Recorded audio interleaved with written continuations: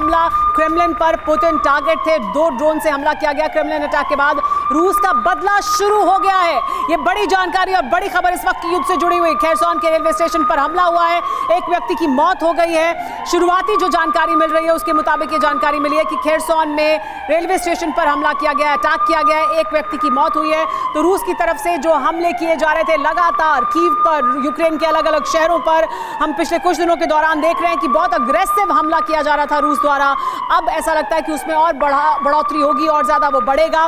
Kherson में जिस तरह से रेलवे स्टेशन पर हमला किया गया है उसकी जानकारी मिल रही है, एक व्यक्ति की मौत भी हो गई है। तो ऐसा लगता है कि रूस का क्या ये वो बदला है जिसकी शुरुआत हुई है, या इस घटना का बदला कुछ और होगा और बड़ा होगा और भयावह होगा, क्योंकि उसकी तरफ इशारा कर रहा है रूस। हमारे साथ मनीष बने हुए हैं।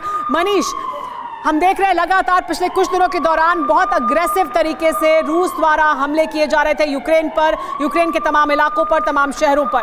लेकिन अब इस घटना के बाद क्या हम इस युद्ध का वो जो आखिरी चैप्टर है या जो आखिरी तस्वीर है वो भी हम देखेंगे? क्योंकि उसी की आशंका लगातार जाहिर की जा रही थी कि ये युद्ध क्या इन 2 देशों की सीमा यानी रूस और यूक्रेन की सीमा से बाहर पूरी दुनिया को प्रभावित कर सकता है। देखिए, इस घटना के बाद तो फाइनल राउंड ही होगा सुमेरा। और इस वक्त मैं मॉस्को में अपने कुछ दोस्तों से बात कर रहा था जो क्रेमलिन के पास ही मौजूद हैं, और जल्द ही हम अपने दर्शकों को क्रेमलिन में अभी क्या हो रहा है, रेड स्क्वायर पर अभी क्या हो रहा है, उसका भी वीडियो दिखाएंगे कि इस वक्त क्या माहौल है। लेकिन निश्चित तौर पर देखिए, घटना घटने के 12 घंटे के बाद क्रेमलिन की तरफ से यह आधिकारिक बयान जारी हुए। वो इसलिए क्योंकि उन्हें भी पता था कि एक बार इस बात को स्वीकारना कि पुतिन पर हमला हुआ है, क्रेमलिन पर हमला हुआ है, ये उन्हें अपने लोगों को भी जवाब देना होगा कि उनकी सुरक्षा कहां चली गई थी। उनकी सेना क्या इतनी कमजोर है कि वो अपने राष्ट्रपति की सुरक्षा नहीं कर सकती। और इसीलिए कहा जा रहा है कि अब पुतिन की तरफ से महातबाही के आदेश होंगे। अब इसके बाद जो है जो कुछ होगा उसकी कल्पना नहीं की जा सकती है। लेकिन मनीष, यूक्रेन में नैरेटिव ये भी है जिसमें कहा यह जा रहा है कि ये प्रोपेगेंडा है। ये भी कहा जा रहा है कि रूस ने ये हो सकता है खुद कराया हो, क्योंकि क्रेमलिन में, मॉस्को में इस तरह की हाई सिक्योरिटी इमारत के पास ऐसे ड्रोन का पहुंचना अपने आप में बहुत सवाल खड़े करता है। ये एक मिरेकल है कि वहां तक वो ड्रोन पहुंच जाए और वहां पर फिर उसे निष्क्रिय किया जाए। अगर ऐसा किया गया है तो फिर क्या उद्देश्य है, किस उद्देश्य के तहत यह किया गया?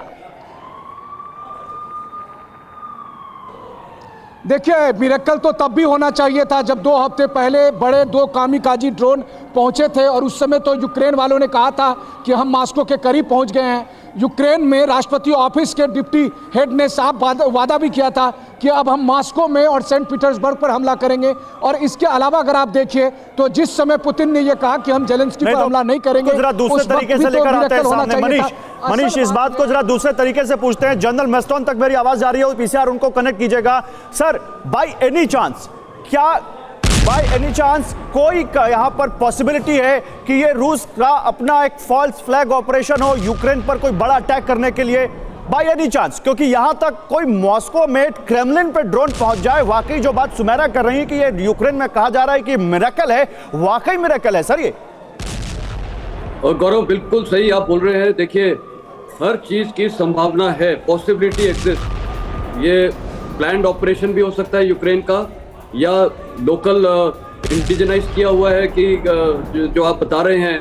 क्योंकि देखिए, वो जो तस्वीर में 2 बंदे चढ़ रहे हैं, वहां से उनके हाथ में कुछ दिख भी नहीं रहा जो वो उससे वहां से रिपोर्ट से गाइड कर रहे हैं। दूसरा फ्लैग उसके बाद भी खड़ा हुआ है, फ्लैग जला नहीं है। तो कुछ चीजें तो थोड़ी क्लिक नहीं कर रही हैं।